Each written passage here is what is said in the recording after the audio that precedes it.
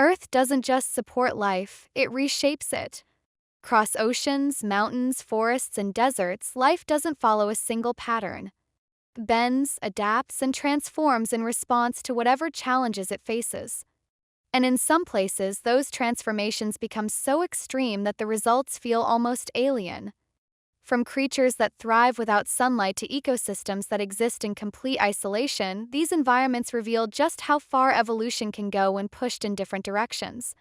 So instead of looking at life as we expect it to be, let's explore what happens when nature rewrites the rules entirely. Earth. It's full of unique environments where life has taken unexpected and extraordinary paths. Today, we're going to explore isolated islands with strange life forms, big caves with scary creatures, and much more. But first, let's explore why life evolves differently. Life evolves differently in different places because of a combination of environmental pressures, geographic barriers, climate conditions, the availability of resources, and historical events. All of these factors interact over time to shape ecosystems in unique ways, which leads to distinct adaptations among species and diverse forms of life suited to specific habitats. This phenomenon, which is known as divergent evolution, is driven by natural selection, genetic drift, and mutation, which, when influenced by local conditions, produce specialized organisms that thrive in their particular environments. One of the most influential reasons life evolves differently in different locations is geographic isolation.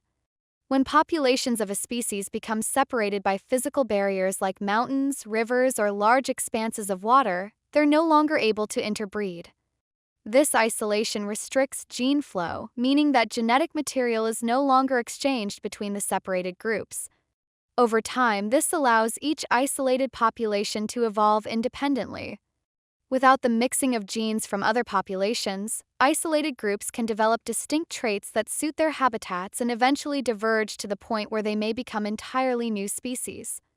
This is a process called allopatric speciation and is a main cause of biodiversity as isolated populations adapt to environments in distinct ways.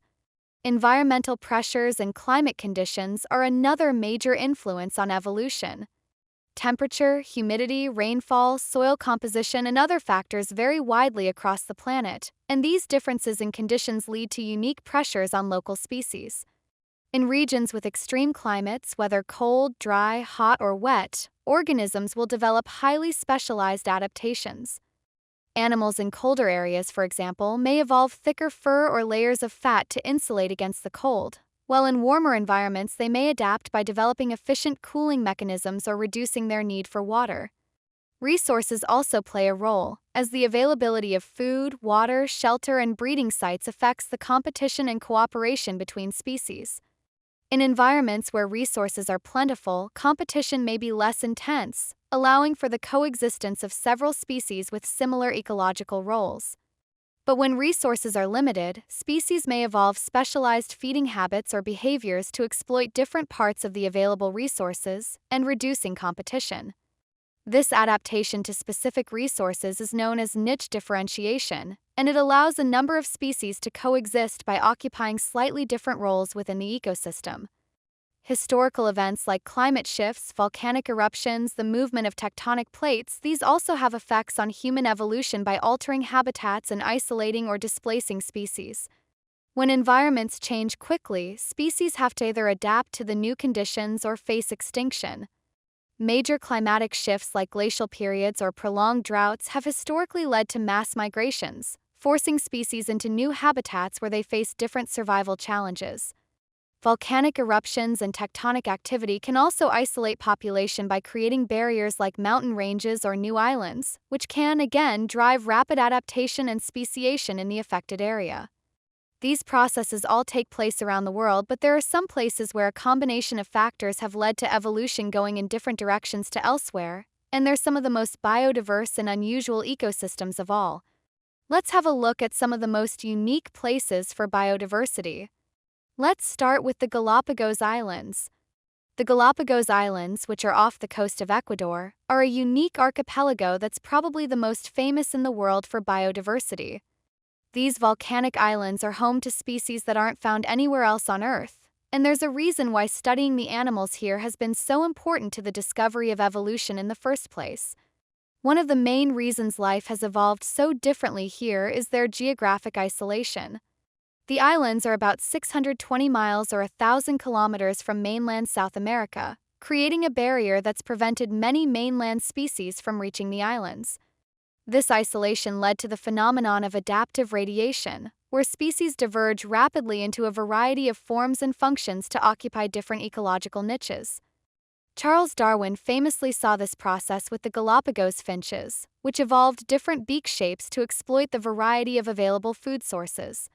Some finches develop short, strong beaks for cracking seeds, while others develop long, slender beaks for probing flowers or catching insects. The varying habitats across the Galapagos Islands have also added to that biodiversity. The islands are different in their elevation, climate, and vegetation, ranging from dry coastal zones to lush highlands. These distinct microclimates have allowed for different species to adapt to very specific conditions on each island. On some with low vegetation, tortoises have saddleback shells that allow them to stretch their necks higher to reach food, while on islands with plenty of ground plants, domed shells are more common. With few natural predators, many animals on the islands have developed traits that are unusual in mainland species. For example, the marine iguana, which is the only seagoing lizard in the world, has evolved to swim and feed on algae underwater. This adaptation was likely driven by the limited availability of plant food on land, which forced the iguanas to find alternative food sources in the surrounding ocean. The Galapagos penguin, too, which is one of the smallest penguin species, has adapted to the equatorial climate by seeking shade and cooling itself in the water, unlike other penguins that live in colder environments.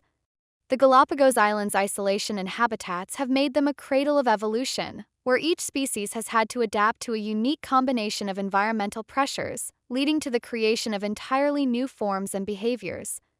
This is why the islands are often referred to as a living museum of evolution, showing the ways in which life can adapt to the challenges of different environments. Let's move over to New Zealand now. Found in the southwest Pacific Ocean, New Zealand's animal and plant life has evolved in unique ways, adapting to the island's climate, landscape, and ecological pressures. The isolation here has resulted in an unusual variety of life forms, with species that have followed evolutionary paths that are very different from those on other continents. The main reason for this is the country's long history of geographic isolation.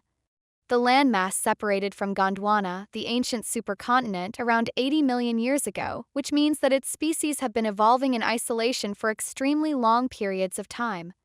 Without any native mammals, except for a few species of bats and birds, insects became the dominant animals, leading to unique evolutionary developments. Without any predatory mammals, many bird species adapted to fill ecological niches that are usually occupied by mammals elsewhere. Some birds, like the kiwi and the kakapo, have even lost the ability to fly, as they had no natural predators and didn't need flight for survival.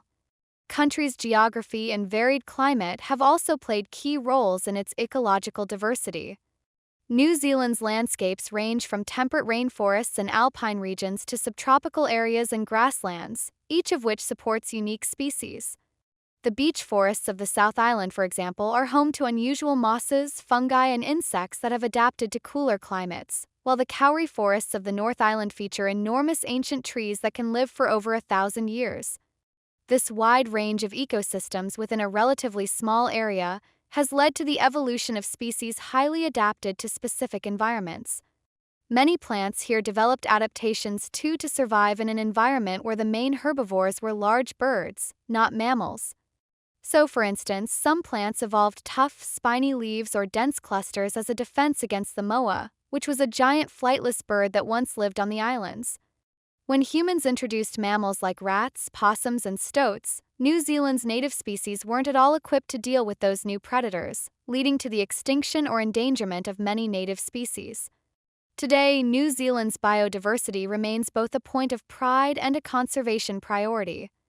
With over 80% of its plant life and a large percentage of its animal life classified as endemic, New Zealand's ecosystems are globally significant. Alright, let's head over to the Amazon rainforest now. The Amazon rainforest is one of the world's most important ecosystems, no doubt.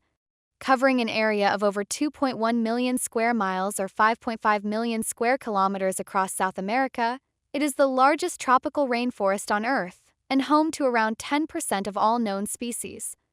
The diversity of life in the Amazon is incredible, with millions of species of plants, animals, fungi, and microorganisms, many of which are found nowhere else.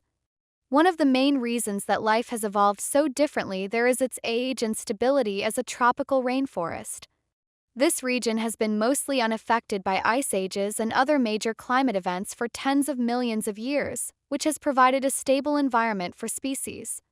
This long evolutionary history has allowed for a high degree of specialization, with species evolving distinct traits to fit specific ecological niches within the rainforest. For example, many insect species are highly specialized to interact with particular plants, while birds, mammals, and reptiles have adapted to specific parts of the forest canopy or forest floor. The Amazon's nutrient-poor soils have also driven unique adaptations among its plants and animals. Most of the rainforest's nutrients are found within the living vegetation rather than in the soil itself.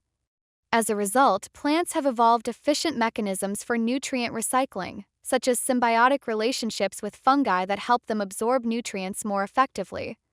Some trees have even adapted to grow shallow root systems that quickly absorb nutrients from decomposing plant matter, ensuring they can sustain themselves in the competitive ecosystem.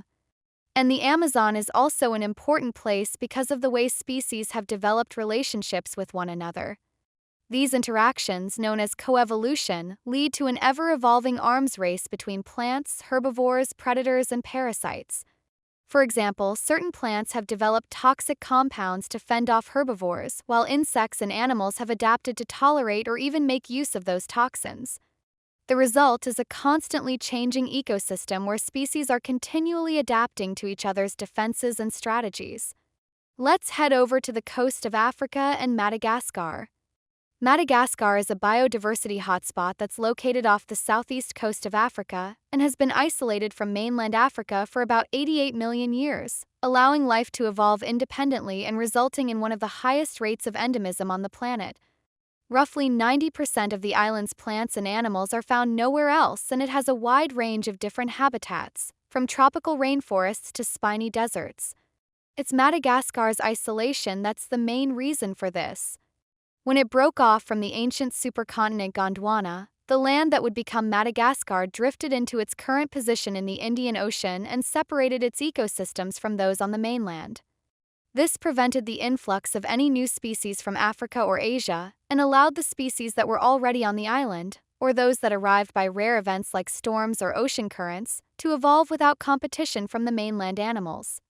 This has led to the development of unique and highly specialized plants and animals, many of which are entirely different from their mainland relatives. One of the most famous groups of animals in Madagascar are the lemurs, which are primates that evolved solely on this island. Lemurs arrived in Madagascar millions of years ago, and without other primates or large predators, they evolved into a wide range of species. From the tiny mouse lemur to the large indrine, each lemur species adapted to different habitats and needs. This adaptive radiation, where a single ancestral species diversifies into many forms, can be seen across Madagascar with a number of species. The island's plant life, too, is just as unique, with the forests being full of a wide range of plant species, many of which have evolved unusual forms and functions in response to the island's varied environments. For example, the forests in Madagascar's south are filled with plants like baobabs, which is a family of plants that have developed thick, water-storing trunks to survive in the dry climate. Madagascar's rainforests, on the other hand, support lush plants, including many orchid species that are found only on the island, and they've had to adapt to specific conditions too, such as soil type, rainfall pattern, and pollinators. Without large predators, many species develop behaviors and traits that might seem unusual elsewhere. For example, the fossa, which is a carnivorous mammal, is the top predator on the island with few natural competitors. Birds, reptiles, and insects also display unique adaptations, such as the leaf-tailed gecko, whose camouflage is so good that it blends into tree bark and allows it to avoid the few predators that are there. Let's talk about the Cape Floristic region. Cape Floristic region in South Africa is known for its variety of plant species and its unique ecosystems. Covering an area of just 35,000 square miles or about 90,000 square kilometers at the southern tip of Africa, this small region contains around 9,000 plant species, 70% of which are endemic, meaning they're found nowhere else on Earth.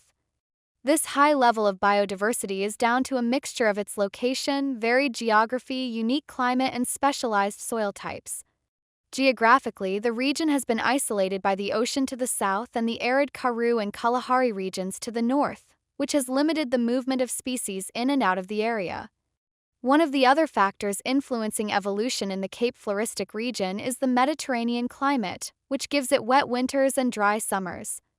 This climate pattern is relatively rare, happening in only a few other regions around the world, such as parts of California, Chile, and the Mediterranean basin. So, in response to this seasonal pattern, many plant species in the CFR have evolved unique adaptations to survive the summer drought. For instance, many plants have developed thick, waxy leaves that help retain moisture, while others have extensive root systems that allow them to access deeper water. Certain plants, like proteas, have fire-resistant seeds or roots that allow them to regenerate after a fire, while others rely on fire to stimulate germination. Cape Floristic region is dominated by a unique type of vegetation known as fynbos, and a shrubland ecosystem that's full of hard-leaved plants like proteas, ericas, and restios. Fynbos is adapted to the region's nutrient-poor soils, which are often sandy or acidic, and these difficult soil conditions have forced plants to develop symbiotic relationships with soil microbes. The lack of large herbivores and pollinators found in other parts of Africa has also had a major impact on evolution here. Primary pollinators in the region are birds and insects, leading to the development of specialized pollination systems. Certain proteas, for example, have evolved flowers with shapes and colors that are specifically designed to attract sunbirds, while many other plant species in the region have evolved unique relationships with insects, including beetles and bees, which allow them to reproduce in such a specialized environment. Alright, let's take a look at the Sahara Desert now. The Sahara Desert, which covers an area of around 3.5 million square miles or 9 million square kilometers across North Africa, is the largest hot desert in the world, and one of the most extreme environments on the planet. Despite the arid conditions, though, it's home to a surprising range of life forms that have uniquely adapted to survive in such harsh conditions. The Sahara's climate and geography are what have led to these evolutionary pathways. With temperatures that can rise above 120 degrees Fahrenheit or 50 degrees Celsius during the day and drop below freezing at night, and extremely low rainfall that varies across the region, life here faces significant pressures. Plants and animals have adapted by developing strategies to conserve water, regulate their body temperature, and endure long periods without food or water. Among the plants in the Sahara, water conservation is the most important thing. Many species, such as acacia trees and date palms, have deep or widespread root systems that tap into deep underground water sources. Others, like the Saharan cypress, survive with very little water by reducing the surface area of their leaves or storing water in specialized tissues. And there are those that have evolved to complete their life cycles quickly after rare rainfall, sprouting, flowering, and seeding in a matter of weeks. This strategy, which is known as drought escape, allows plants to reproduce before the drought returns. There are small mammals here, like the fennec fox, which has large ears that radiate heat to help regulate its body temperature, and long legs to keep it above the hot ground's surface. The Saharan silver ant moves quickly on long legs and can withstand some of the highest temperatures recorded for any terrestrial animal. It uses its reflective silver body to deflect heat and give it more time out in the intense desert sun. Reptiles, particularly lizards and snakes, are also well suited to the Sahara's extreme conditions. Many are nocturnal, avoiding the heat of day by hunting at night when temperatures are cooler. The desert monitor lizard, for example, can regulate its activity to take advantage of the fluctuations in temperature. And most of the Sahara's reptiles and amphibians have evolved physiological adaptations to prevent water loss and survive extended periods without drinking. Even microbial life in the Sahara has evolved to withstand the extreme conditions and thrive in the sand dunes and salt flats. Certain bacteria have adapted to high salt concentrations and low moisture levels, which provide crucial nutrients to those that can feed on them. Let's take a look at Komodo Island. Komodo Island, which is part of the Indonesian archipelago, is known for its biodiversity and the unique evolutionary path that life has taken here. It's most famous for its population of Komodo dragons, which are the world's largest lizards. Komodo Island and the surrounding islands within the national park support a rich variety of plant animals. The ecology of the island has been shaped by its isolation, its dry climate compared to other Indonesian islands, and its unique geographic conditions. But the Komodo dragon is, of course, the most famous and is a giant monitor lizard that can grow up to 10 feet or 3 meters long, and it weighs over 150 pounds or 70 kilograms. It is the apex predator on the island, and it's perfectly adapted to its environment, with powerful limbs, sharp claws, and a sense of smell that allows it to detect carrion from miles away. The evolution of the Komodo dragon as a giant lizard is a result of island gigantism, which is where certain species evolve larger body sizes in isolated island ecosystems. Without large mammalian predators or competitors, the Komodo dragon has adapted to fill a top predator role, preying on animals like deer, wild boar, and even water buffalo. The lack of competition and stable food supply allow it to grow to a size that's not seen in any other lizard species. Komodo Island is also enhanced by its marine ecosystems. Surrounding the island are coral reefs teeming with life and a wide range of marine species including manta rays, sea turtles, and over 1,000 species of fish. The nutrient-rich water here supports a delicate coral reef system that's vital to the region's marine biodiversity, and it's these reefs that are shaped by strong tidal currents, which bring nutrients that sustain plankton and attract larger marine animals. Isolation, too, has been important in shaping Komodo Island's distinct evolutionary path. The animals and plants here have evolved in relative isolation, adapting specifically to the island's dry climate and unique environmental pressures. How about deep-sea hydrothermal vents? These hydrothermal vents are found on the ocean floor where tectonic plates diverge, and they have some of the most unique and extreme ecosystems on Earth. The vents are fissures in the seabed that release geothermally heated mineral-rich water, and they create an environment with temperatures that can range from near freezing to above boiling. At depths that are so far down that light doesn't reach them, these unusual conditions around hydrothermal vents have driven organisms to evolve in extraordinary ways, forming ecosystems unlike any other on the planet. In most ecosystems, energy flows from sunlight through plants and then up the food chain. As sunlight doesn't reach the deep-sea environments, though, vent organisms have adapted to use the chemical energy stored in compounds like hydrogen sulfide, which is released in the vent plumes. Specialized bacteria harness these chemicals, converting them into energy through a process called chemosynthesis. These microbes form the base of the food chain and then support a wide variety of vent organisms that have evolved to thrive on or around the vents.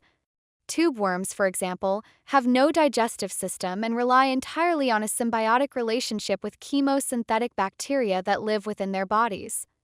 These bacteria process the hydrogen sulfide absorbed by the worms and in turn provide the worms with nutrients. This mutually beneficial relationship allows the worms to thrive in an otherwise inhospitable environment. Hydrothermal vents are also home to unusual species like vent crabs, shrimp, and even certain fish species that have adapted to survive on the edges of these extreme systems. For example, some species of shrimp have specialized gill structures that allow them to scrape bacteria off the mineral-rich rocks, while vent crabs have developed unique behaviors and diets to make the most of these rare resources. The intense heat and high levels of toxic chemicals create a highly specialized environment where only organisms with extreme adaptations can survive. But these vent ecosystems are relatively short-lived, often being active for only just a few decades before geological shifts then switch them off. It is amazing to see that this is possible on Earth, but the study of these vents could have wider implications about life elsewhere. If life can exist in such an extreme environment here on Earth, then it's quite possible that it does on icy moons like Europa, where geothermically active environments beneath the ice could well be thriving and teeming with organisms. Alright, let's head over to the Andes Mountains.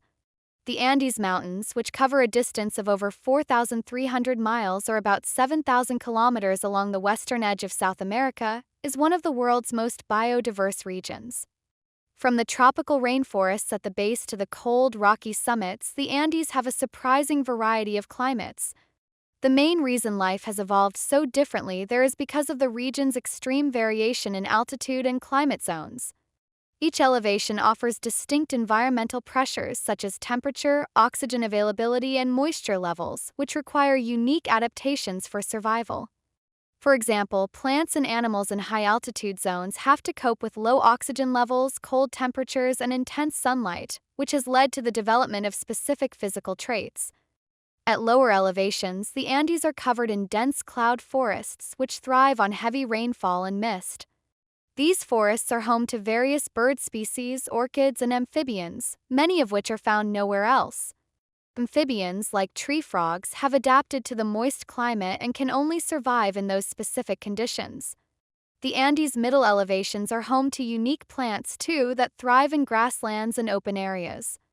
This region, known as the Andean highlands, supports the species like Andean condor, the world's largest flying bird, and the vicuña, which is a relative of the llama that has developed a fine wool coat to survive in the cold. The Andean highlands also host specialized plants, such as the giant rosette plants, which can grow to over 3 feet or a meter tall and have leaves that are adapted to retain water. And at the highest altitudes, the Paramo and Puna ecosystems are some of the most unique habitats. Life there is rare, and only the hardiest species survive. Plants like the Eureta, which is a dense cushion-like plant that have evolved to endure the freezing temperatures and intense UV radiation. Animals like the Andean fox and mountain viscacha, which is a type of small rodent, have adapted by evolving low-energy lifestyles and efficient thermoregulation to survive. Next, let's talk about Papua New Guinea. Located in the southwestern Pacific, Papua New Guinea occupies the eastern half of the island of New Guinea and includes numerous surrounding islands. Tropical Paradise is home to lush rainforests, towering mountains, and diverse systems that provide the perfect environment for the evolution of plants and animals.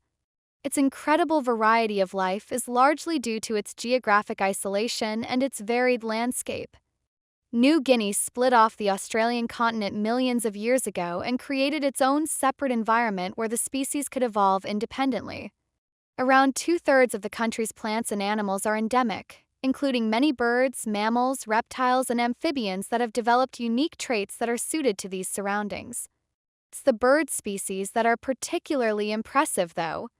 The island is famous for its birds of paradise, which is a group of brilliantly colored and elaborately adorned birds that perform displays and dances to attract mates. The absence of large predators has allowed the birds to develop flamboyant plumage and unique mating rituals without facing really any significant threats. Papua New Guinea's mountainous terrain and rainforests also add to the biodiversity here by creating a range of microclimates and habitats within relatively small areas. These varied ecosystems, from hot, humid lowlands to cooler, mist-covered highlands, encourage species specialization as plants and animals evolve to thrive here.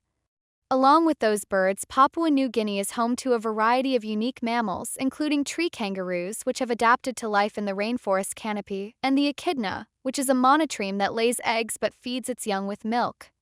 The island's reptiles and amphibians, too, are equally varied, with unique frogs, geckos, and snakes that have adapted to the dense, wet conditions of the rainforest. Let's head over to Patagonia, which is at the southern tip of South America, and it covers both Argentina and Chile. It's a region of great biodiversity, and it's known for its landscapes of mountains, vast grasslands, and glaciers with windswept plains. Separated from other regions by natural borders, including the Andes Mountains to the west and deserts to the north, Patagonia has developed independently from ecosystems in Central and Northern South America. The region experiences a cold, temperate climate with strong winds, significant seasonal variation, and relatively low rainfall. For example, Patagonia's grasslands or steppe regions are home to resilient plants, such as tough grasses, shrubs, and low-lying herbs that have evolved to withstand the intense wind, low soil nutrients, and drought. Plants in Patagonia have deep root systems to access the water below the surface and dense, small leaves to minimize any water loss. The animal life here, too, is done similar, with the most iconic animals being the guanaco and the Andean condor. Guanacos, which are relatives of the llama, are well suited to Patagonia's harsh grasslands and have thick, insulating coats that protect them from the cold. The Andean condor, which is one of the world's largest flying birds, uses the region's strong winds and open landscapes to soar and search for carrion. Coastal areas, especially in southern Patagonia, are rich with marine life too, including penguins, sea lions, and orcas. The Magellanic penguin, for example, breeds on the Patagonian coasts, and it's adapted to the cold waters and rocky shores. Patagonia's waterways, fjords, and islands support a large number of marine species, which rely on the nutrient-rich waters that result from upwellings around the continent's southern tip. Let's head over to Socotra. Socotra is an archipelago located in the Arabian Sea off the coast of Yemen. It's known as the Galapagos of the Indian Ocean. There are clear similarities between these two island chains, and Socotra is home to an incredible variety of plant and animal species. This archipelago separated from the Arabian mainland around 20 million years ago, creating an isolated environment. This geographic isolation has led to high levels of endemism, with about 1/3 of Socotra's plant species and many of its reptiles and invertebrates existing nowhere else. One of the most famous examples of this plant life is the dragon's blood tree, which is a species that looks like a giant umbrella that produces a red sap. The tree's shape and ability to retain moisture make it perfectly suited for Socotra's dry climate, where rainfall is really low.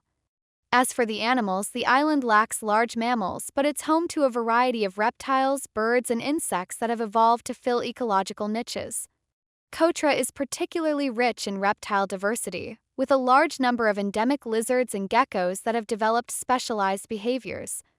Bird life, too, is also varied, with several endemic species such as the Socotra starling and the Socotra sunbird, which have evolved specific adaptations to the island's varied habitats. Let's talk about the Coral Triangle. Coral Triangle, which is in the western Pacific Ocean across parts of Indonesia, Malaysia, the Philippines, Papua New Guinea, and the Solomon Islands, is one of the most biodiverse regions on the planet. It covers a region around 2.3 million square miles or over 6 million square kilometers, and it's home to a huge variety of coral, fish, and marine life. In all, the Coral Triangle contains about 76% of the world's coral species, 37% of the world's reef fish species, and thousands of other marine organisms.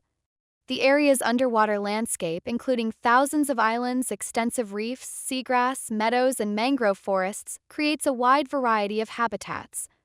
The region was relatively undisturbed by ice ages and other climatic events that affected many marine areas worldwide in the past few million years, and this provided a stable environment, which has allowed species to diversify and adapt without being wiped out by changing conditions. Corals are a core to this, providing shelter, food, and breeding grounds for countless marine species. In this region, corals are extremely diverse, with over 600 species having been recorded compared to about 60 in the Caribbean. This coral diversity has formed underwater cities, with each species of fish, invertebrate, and microorganism occupying a specific role and niche, from reef-building coral polyps to parrotfish that graze on algae. Let's head to Borneo. Borneo is the third largest island in the world, and it's shared by Indonesia, Malaysia, and Brunei. It's home to some of the oldest rainforests on Earth, dating back more than 130 million years. This long evolutionary history has allowed unique species to thrive in distinct ways, resulting in one of the richest ecosystems. The biodiversity of Borneo is huge, with around 15,000 plant species, 3,000 types of trees, 420 birds, and countless other species of mammals, amphibians, reptiles, and insects. Over 6,000 of Borneo's plant species are found nowhere else, and the island is home to unique animals like the Bornean orangutan, pygmy elephant, proboscis monkey, and Sunda clouded leopard. In Borneo's cloud forests, which sit at high altitudes, plants and animals have evolved to withstand cooler temperatures and higher moisture levels. Unique plants like pitcher plants have adapted to the nutrient-poor soil by becoming carnivorous, trapping and digesting insects to supplement their nutrients. The lowland rainforests provide a home for Borneo's famous orangutans. These primates have evolved long arms and grasping hands to find their way through the forest canopy, where they feed on a diet of fruit and leaves. Orangutans play a crucial role as seed dispersers, helping maintain the health of the forest. Elsewhere, the Bornean pygmy elephant, the smallest of the elephant species, has evolved to fit into the dense jungle environment, where it tramples the narrow pathways of the forest while feeding on grasses, bamboo, and fruits. And let's look at the Tepuy Mountains. Tepuy Mountains are a series of flat-topped mountains located in the Guiana highlands of South America, mainly in Venezuela, with some in Guyana and Brazil. They are unique formations that rise up from the surrounding rainforest, often reaching heights of over 3,000 feet or 1,000 meters, and they're some of the oldest landforms on Earth, dating back as far as 1.5 billion years. Tepuy is essentially a biological island that's separated by deep valleys, rivers, and rainforests, which prevent species from migrating between them.